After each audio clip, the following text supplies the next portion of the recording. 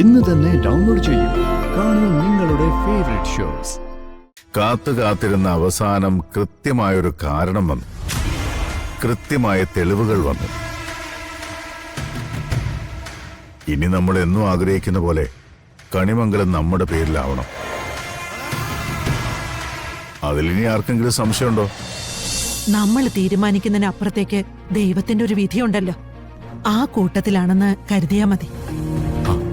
മുത്തശ്ശി രാവിലെ ഒന്ന് രാധിക വിളിക്കണം കേട്ടോ. അയാൾക്ക് ഒരു ധൈര്യം കൊടുക്കണം. ഭാവം വല്ലാതെ കരയുന്നുണ്ടാവും. ഞാൻ വിളിച്ചോളാം.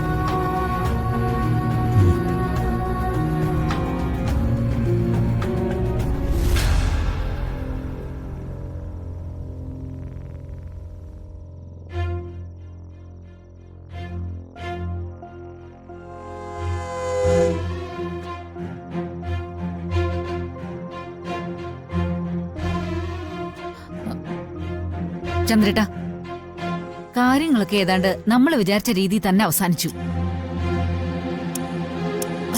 പക്ഷേ എന്റെ ഉള്ളിൽ കിടുങ്ങുക.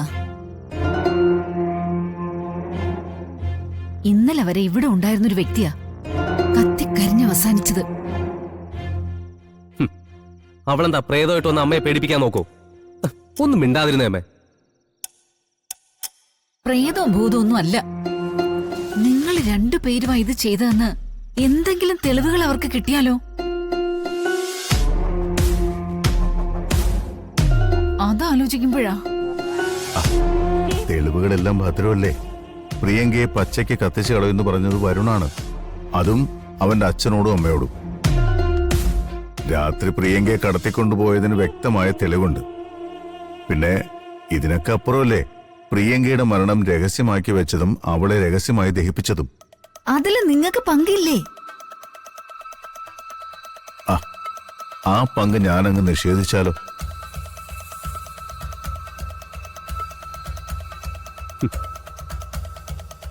ഞാൻ നിഷേധിക്കും. പ്രിയങ്കയുടെ അന്ത്യകർമ്മങ്ങൾ അവർ നടത്തുന്നത് ഞാൻ കൃത്യമായി മൊബൈലിൽ ഷൂട്ട് ചെയ്ത് വെച്ചിട്ടുണ്ട്. നാളെ ഒരു കാലത്ത് ഒരു അന്വേഷണ ഉദ്യോഗസ്ഥൻ പ്രിയങ്കയുടെ മിസ്സിങ്ങിന് പുറകെ വന്നാൽ കുറ്റക്കാരൻ അവര് 3 പേരും ആയിരിക്കും. രാധിക, വരുൺ, സൂര്യ.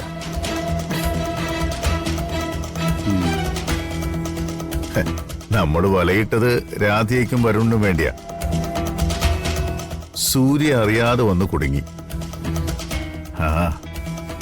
അത് നമ്മുടെ നേട്ടമാണ്. കേസ് വന്നാ 3 പേരുടെ തലയിലും കൊലപാതക കുറ്റമായിരിക്കും അല്ലേ അച്ഛാ? സംശയം എന്താ? തൽക്കാലം അവരുടെ 3 പേരുടെ മനസ്സിൽ ഞാൻ അവരുടെ കൂടെയാ. അതങ്ങനെ തന്നെ ഇരുന്നോട്ടെ. പക്ഷേ പ്രിയങ്കയുടെ മിസ്സിംഗ് കുത്തിപ്പൊക്കിക്കൊണ്ടുവരണം. അന്വേഷണം ആരംഭിക്കണം. അതിനുള്ള വഴികൾ ഞാൻ നോക്കിക്കോളാം. വരുണും സൂര്യയും ഒരുമിച്ച് ഒരു കേസിലകത്തായ ഏട്ടനും ഏട്ടത്തെയും പിന്നെ നേരെ നിൽക്കില്ല, വീണു പോവും. അവര് നേരെ നിൽക്കണമെന്ന് അവർക്ക് ആഗ്രഹമില്ലല്ലോ.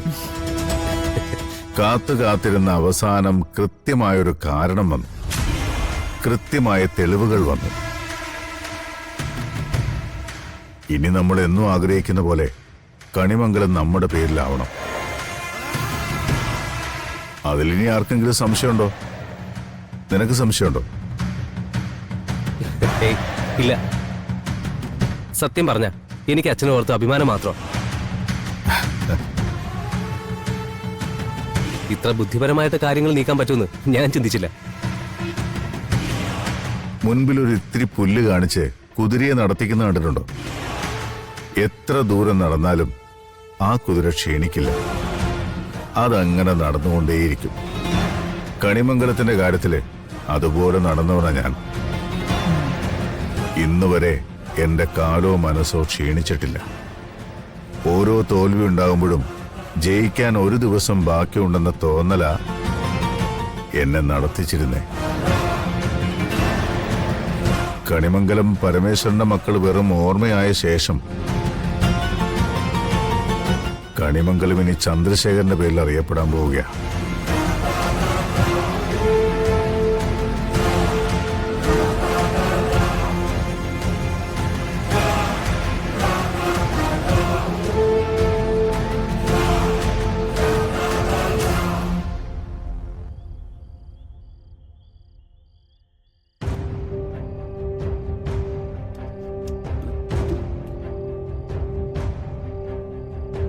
ഇത് കഴിക്ക് ദേവേട്ട. വേണ്ടടോ, കുറച്ച് കഴിയട്ടെ. സമയാസമയത്ത് ഭക്ഷണം കഴിക്കണ്ടേ ദേവാ? മരുന്ന് എത്രയാന്ന് വെച്ചിട്ട്. മനസ്സിനെന്തോ വല്ലാത്തൊരു വിഷമം. ഇപ്പൊ വിഷമിക്കാൻ എന്താ ഉള്ളത്? ഡോക്ടർ പ്രത്യേകം പറഞ്ഞതല്ലേ ടെൻഷനുള്ള കാര്യങ്ങളൊന്നും മനസ്സിൽ വെക്കണ്ടെന്ന്. ഇതങ്ങ് കഴിക്കാൻ നോക്ക്. പറ്റണ്ടേ യശോദേ? എന്തൊക്കെയോ വ്യക്തതയില്ലാത്ത ചിത്രങ്ങൾ മനസ്സിൽ കൂടെ എങ്ങനെ കടന്നു പോവാ.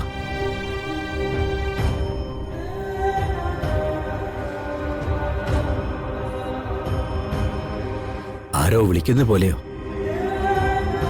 എങ്ങോട്ടോ പോകുന്ന പോലെയൊക്കെ.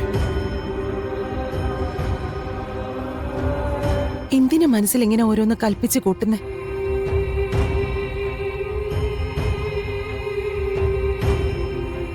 മോളെ, എന്താ നീ മാറി നിൽക്കുന്നേ? മോളെ ഈ കഞ്ഞി അച്ഛന് കൊടുത്തേ. മോള് കൊടുത്ത അച്ഛൻ കുടിക്കും. അതല്ലേ നിങ്ങളുടെ പതിവ്.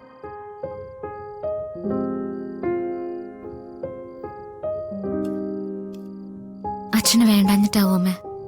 കുറച്ചു കഴിയുമ്പോ കുടിക്കാന്ന് പറഞ്ഞല്ലോ.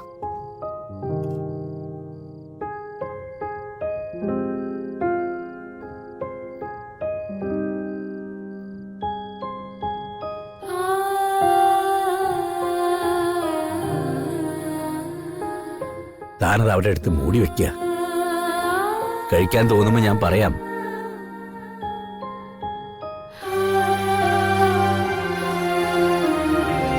കഞ്ഞി കുടിക്കാൻ ബുദ്ധിമുട്ടാണെങ്കിലേ എന്താ വേണ്ടതെന്ന് നീ പറ, ഞാൻ ഉണ്ടാക്കിത്തരാം.